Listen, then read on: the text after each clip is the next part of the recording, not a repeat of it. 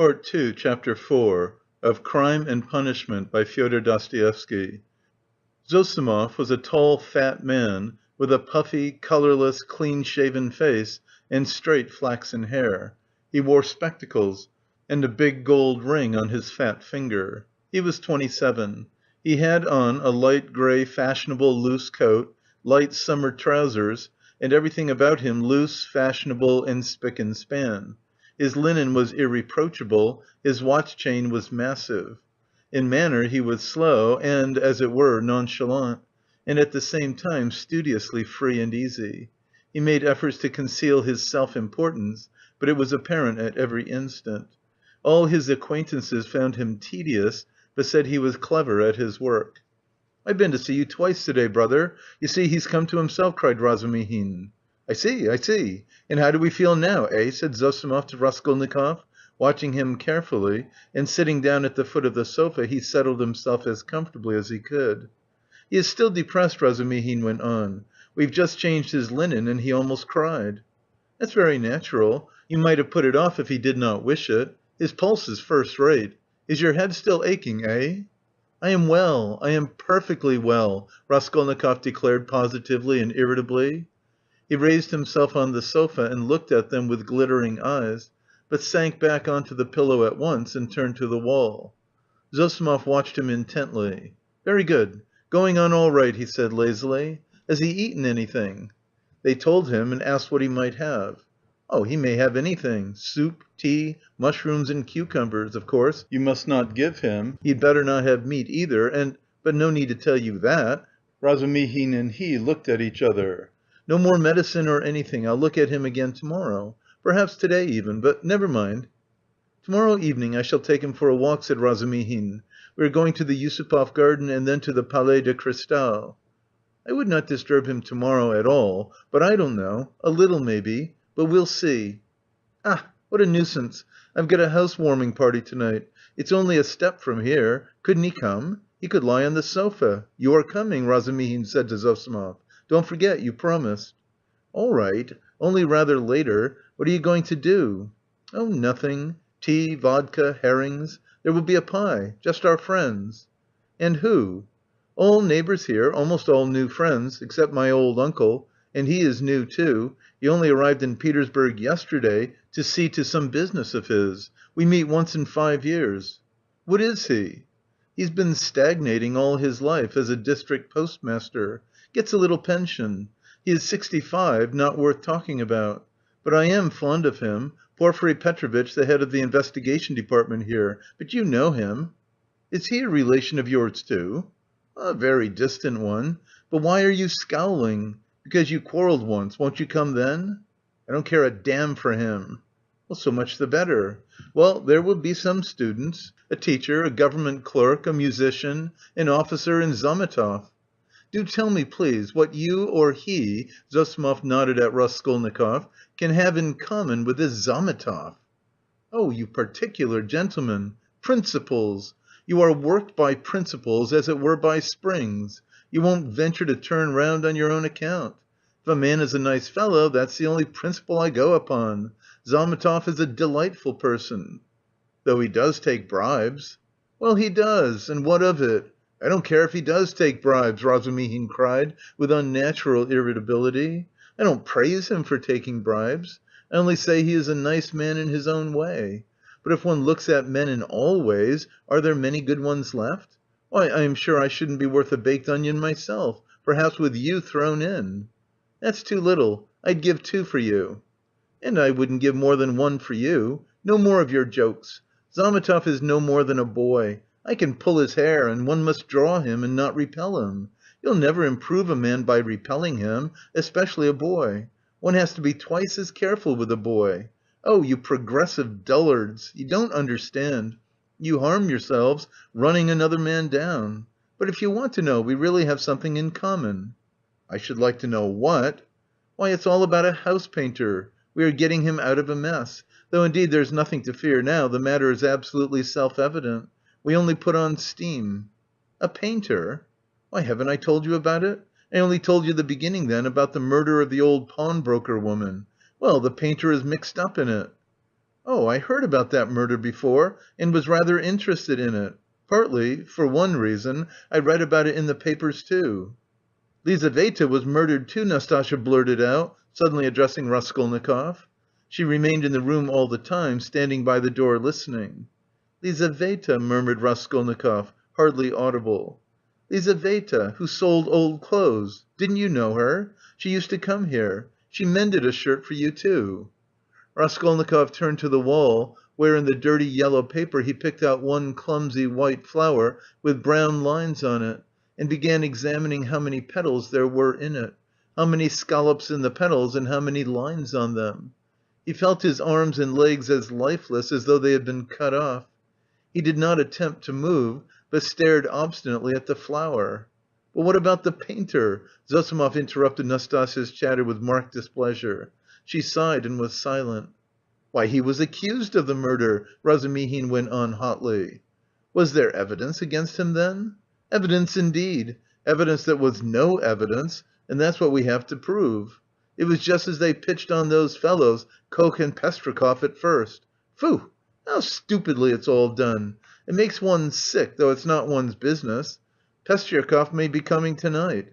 By the way, Rodya, you've heard about the business already. It happened before you were ill, the day before you fainted at the police office while they were talking about it." Zossimov looked curiously at Raskolnikov. He did not stir. "But I say, Razumihin, I wonder at you. What a busybody you are," Zossimov observed. "Maybe I am, but we will get him off anyway," shouted Razumihin, bringing his fist down on the table. "What's the most offensive is not their lying one can always forgive lying. Lying is a delightful thing, for it leads to truth. What is offensive is that they lie and worship their own lying. I respect Porfiry, but what threw them out at first? The door was locked, and when they came back with the porter it was open. So it followed that Koch and Pestryakov were the murderers? That was their logic. But don't excite yourself. They simply detained them, they could not help that. And by the way, I've met that man Koch. He used to buy unredeemed pledges from the old woman, eh?" "Yes, he is a swindler, he buys up bad debts too. He makes a profession of it. But enough of him. Do you know what makes me angry? It's their sickening, rotten, petrified routine. And this case might be the means of introducing a new method. One can show from the psychological data alone how to get on the track of the real man. We have facts, they say, but facts are not everything. At least half the business lies in how you interpret them." "Can you interpret them then?" "Anyway, one can't hold one's tongue when one has a feeling, a tangible feeling, that one might be a help if only... Eh? Do you know the details of the case?"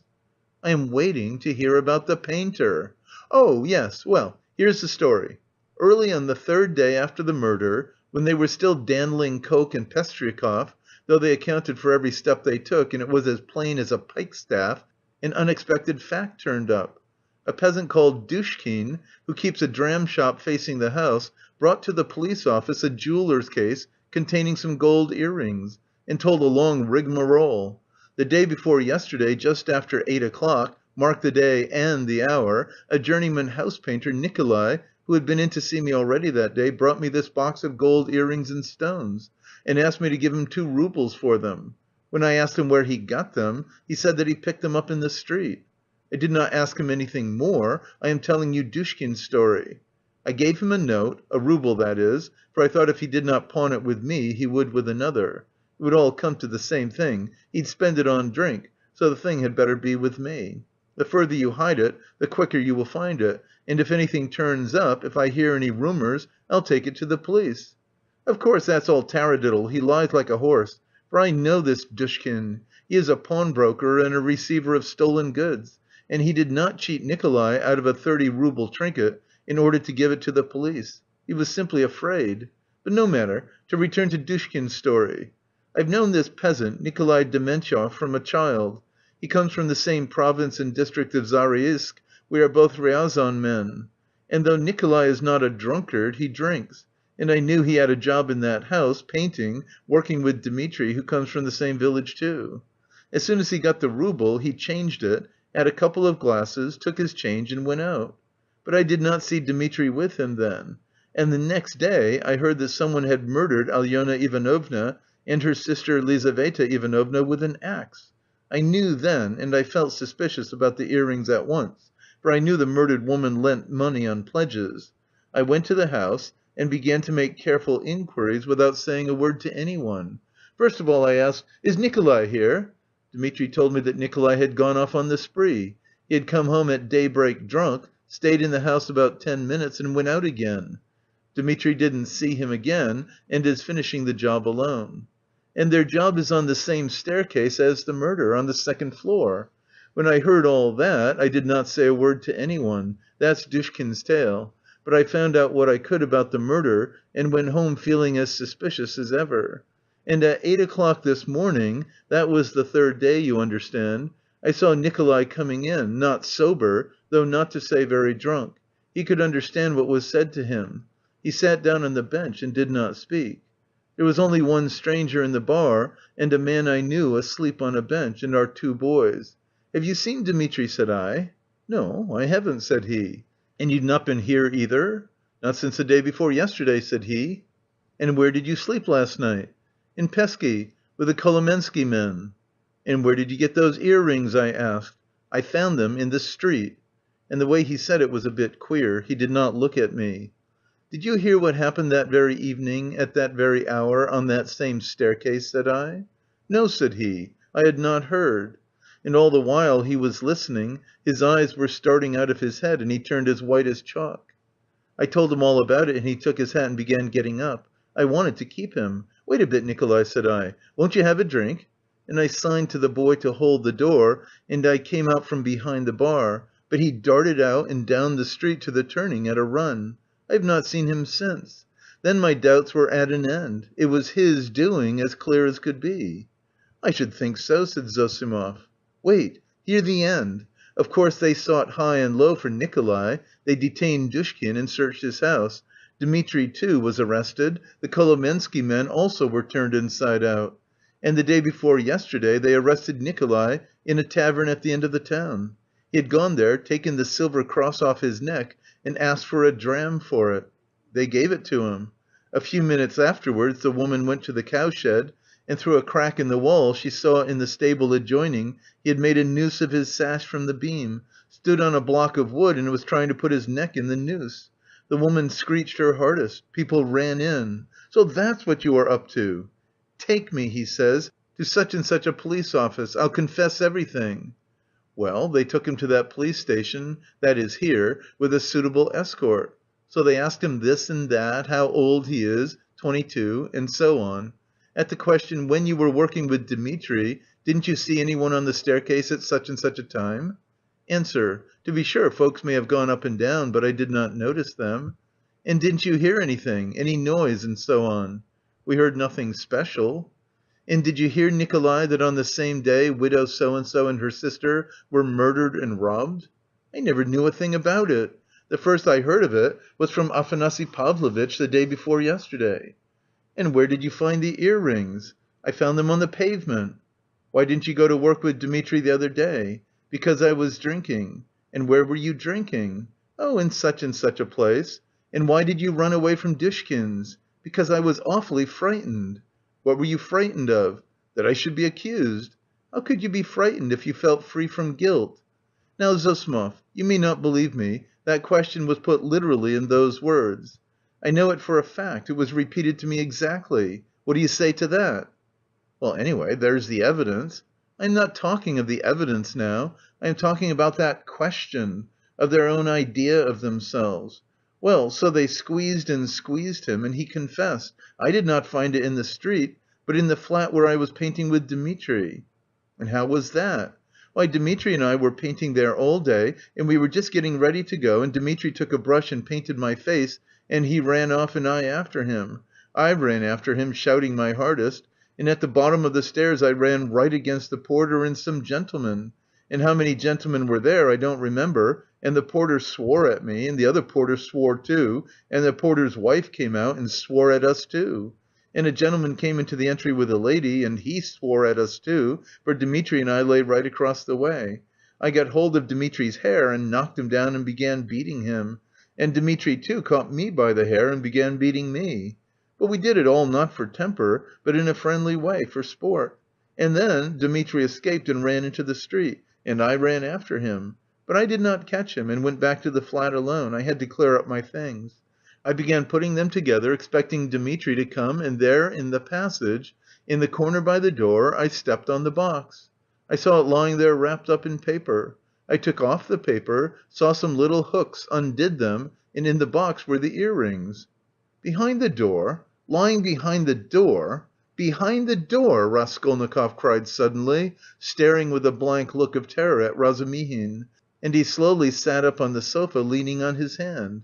"Yes, why? What's the matter? What's wrong?" Razumihin, too, got up from his seat. "Nothing," Raskolnikov answered faintly, turning to the wall. All were silent for a while. "He must have waked from a dream," Razumihin said at last, looking inquiringly at Zossimov. The latter slightly shook his head. "Well, go on," said Zossimov. "What next?" "What next? As soon as he saw the earrings, forgetting Dmitri and everything, he took up his cap and ran to Dushkin and, as we know, got a rouble from him. He told a lie, saying he found them in the street, and went off drinking.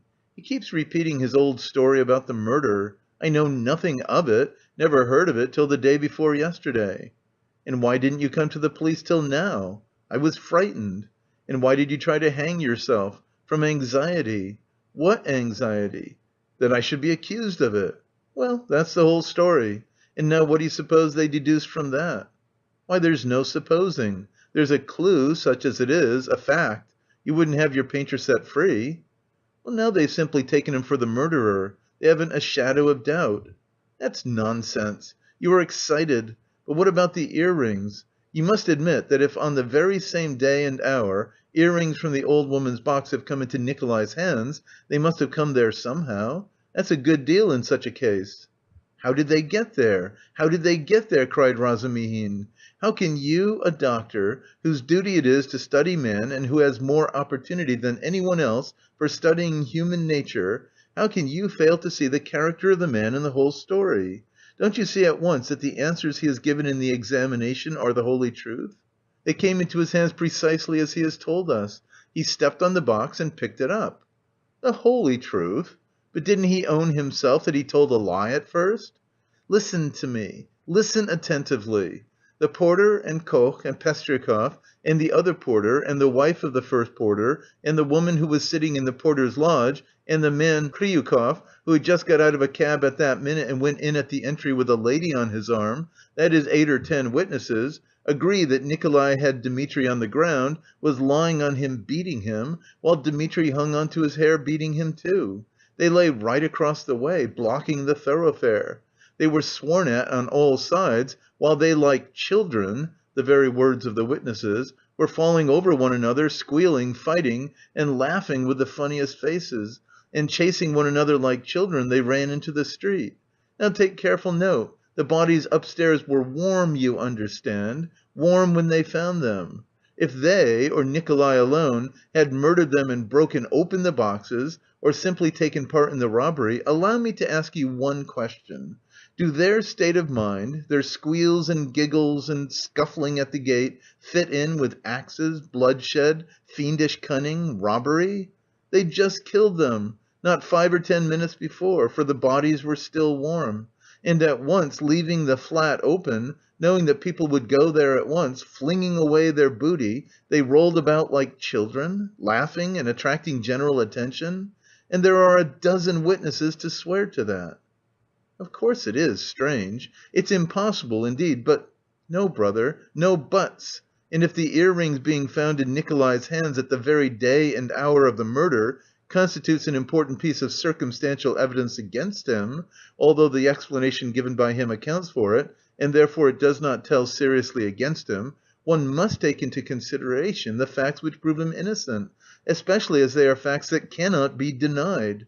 And do you suppose, from the character of our legal system, that they will accept, or that they are in a position to accept, this fact, resting simply on a psychological impossibility, as irrefutable and conclusively breaking down the circumstantial evidence for the prosecution? No, they won't accept it. They certainly won't. Because they found the jewel case and the man tried to hang himself, which he could not have done if he hadn't felt guilty. That's the point. That's what excites me. You must understand."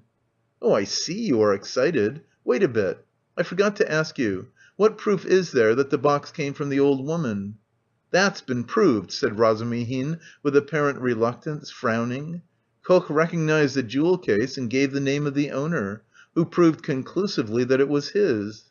"That's bad. Now another point. Did anyone see Nikolai at the time that Koch and Pestryakov were going upstairs at first? And is there no evidence about that?" "Nobody did see him," Razumihin answered with vexation. "That's the worst of it. Even Koch and Pestryakov did not notice them on their way upstairs, though, indeed, their evidence could not have been worth much. They said they saw the flat was open, and that there must be work going on in it, but they took no special notice, and could not remember whether there actually were men at work in it." "H'm. So the only evidence for the defence is that they were beating one another and laughing. That constitutes a strong presumption, but how do you explain the facts yourself?" "How do I explain them? What is there to explain? It's clear. At any rate, the direction in which explanation is to be sought is clear, and the jewel case points to it. The real murderer dropped those earrings. The murderer was upstairs, locked in, when Koch and Pestryakov knocked at the door. Koch, like an ass, did not stay at the door, so the murderer popped out and ran down too, for he had no other way of escape. He hid from Koch, Pestryakov, and the porter in the flat when Nikolai and Dmitri had just run out of it. He stopped there while the porter and others were going upstairs, waited till they were out of hearing, and then went calmly downstairs at the very minute when Dmitri and Nikolai ran out into the street and there was no one in the entry. Possibly he was seen, but not noticed. There are lots of people going in and out. He must have dropped the earrings out of his pocket when he stood behind the door and did not notice he dropped them, because he had other things to think of. The jewel case is a conclusive proof that he did stand there. That's how I explain it." "Too clever. No, my boy, you're too clever. That beats everything." "But why? Why?" "Why, because everything fits too well. It's too melodramatic."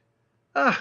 Razumihin was exclaiming, but at that moment the door opened and a personage came in who was a stranger to all present. End of Part 2, Chapter 4.